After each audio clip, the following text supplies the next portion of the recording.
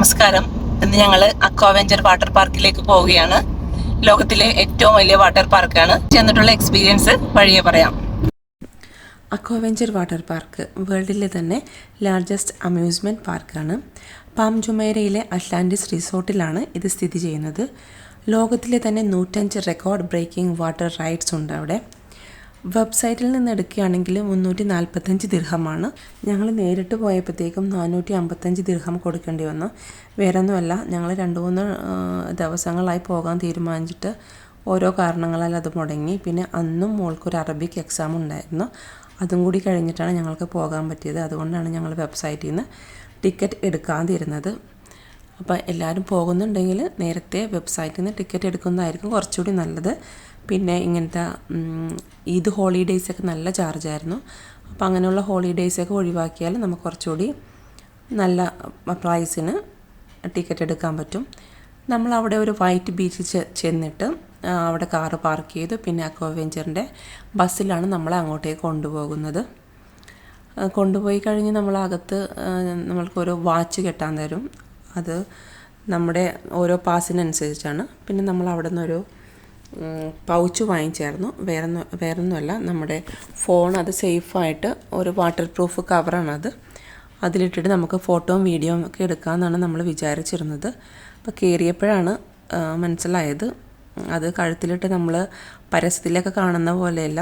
ഈ ഒരു എക്സ്പെക്റ്റേഷനും റിയാലിറ്റിയും തമ്മിലുള്ളൊരു അന്തരം വളരെ വലുതാണെന്ന് നമ്മൾക്ക് മനസ്സിലായി. കാരണം എല്ലാ റൈഡ്സിലും നമ്മൾ 2 കൈയും മുറുക്കെ പിടിച്ചിരിക്കുന്ന കാരണം കൊണ്ട് തന്നെ നമ്മൾക്കിത് കഴുത്തിൽ വെറുതെ കിടക്കുക മാത്രമേ ഉണ്ടായിരുന്നുള്ളൂ. അതിട്ടിട്ട് ചെറിയൊരു വീഡിയോ ഒക്കെ പകർത്തിയതാണ് നിങ്ങളീ കണ്ടുകൊണ്ടിരിക്കുന്നത്. കാരണം ഞാൻ വിചാരിച്ചു നമ്മുടെ പരസ്യത്തിലൊക്കെ കാണിക്കണ പോലെ എല്ലാം വീഡിയോ നല്ല പ്രോപ്പറായിട്ട് എടുക്കാമെന്നൊക്കെ ഓരോരുത്തരുടെ എക്സ്പ്രഷനൊക്കെ. പക്ഷേ റൈഡിൽ കയറിയതും അതൊന്നും ഓർമ്മയുണ്ടായിരുന്നില്ല. കിളികളൊക്കെ അങ്ങനെ പറന്നുപോയി. അത്രയാണ് സംഭവിച്ചത്. എല്ലാം കഴിഞ്ഞ് വെള്ളത്തിലെത്തുമ്പോഴാണ് ഒരാശ്വാസമായത്. പിന്നെ നല്ല സേഫ്റ്റി മെഷേഴ്സൊക്കെ അവിടെ കീപ്പ് ചെയ്യുന്നുണ്ട്. ടൈമിംഗ് 9:45 തുടങ്ങിയിട്ട് 6:30 വരെയാണ് അവിടുത്തെ ടൈമിംഗ്. ട്യൂസ്ഡേ ക്ലോസ്ഡ് ആണ്.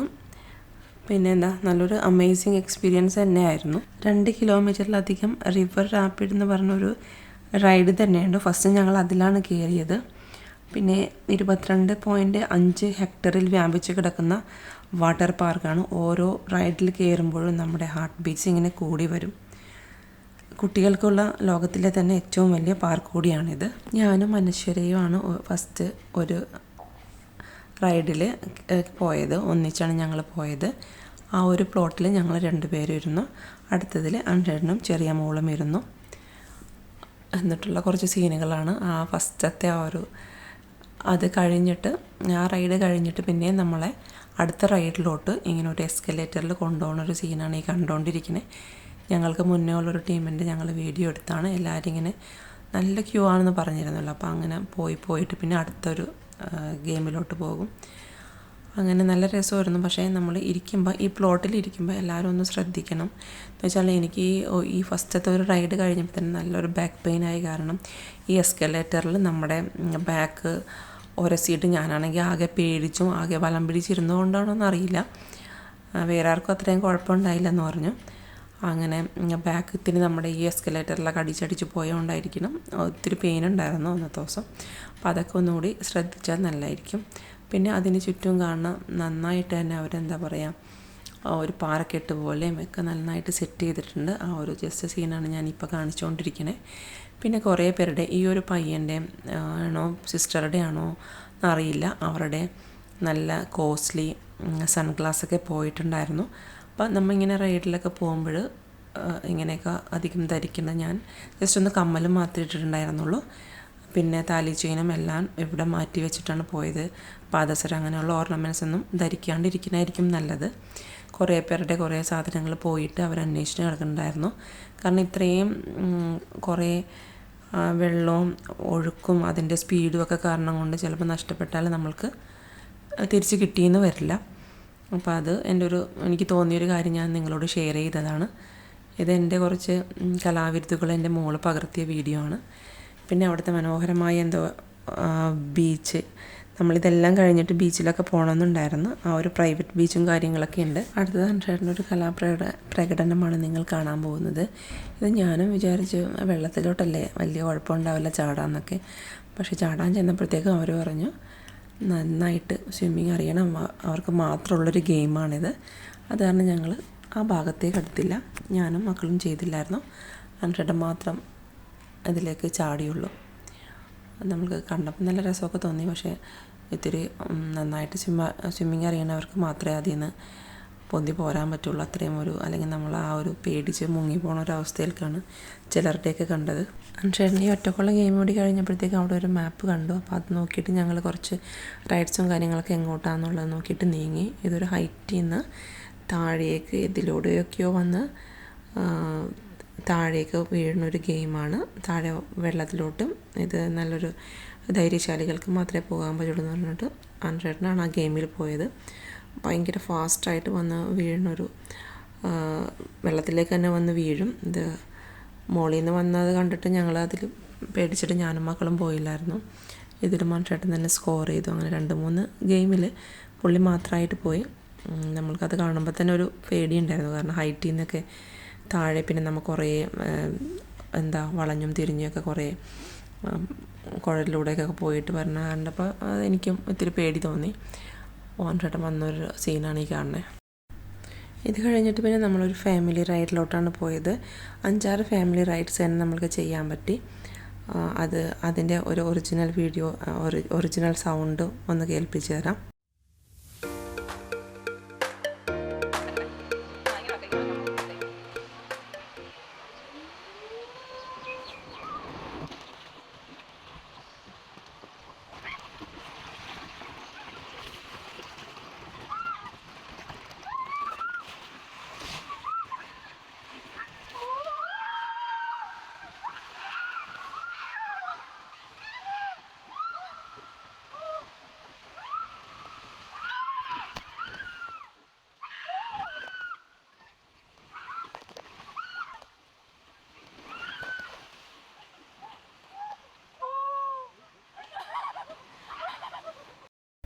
ഈ റൈഡിലൊക്കെ കുറേ നേരം നമ്മൾ വായുവിലൊക്കെ ഇരിക്കും.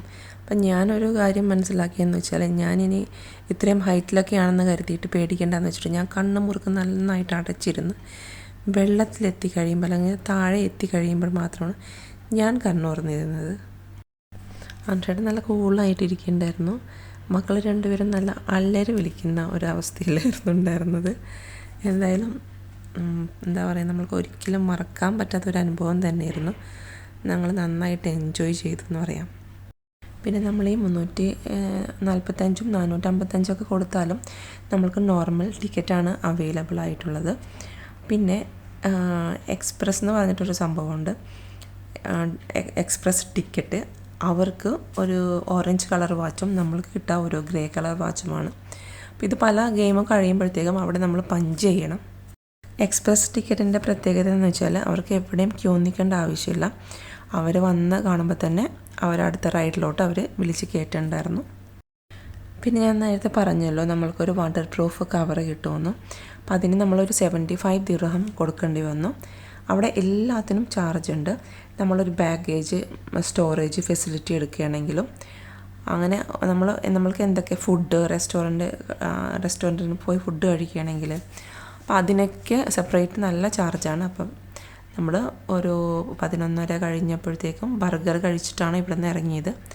അത് കഴിഞ്ഞിട്ട് ഗെയിമിൽ കയറിയപ്പോൾ പിന്നെ വിശപ്പും ദാഹവും ഒന്നും ഉണ്ടായിരുന്നില്ല. ഒരു ബോട്ടിൽ വെള്ളം കരുതിയിരുന്നു.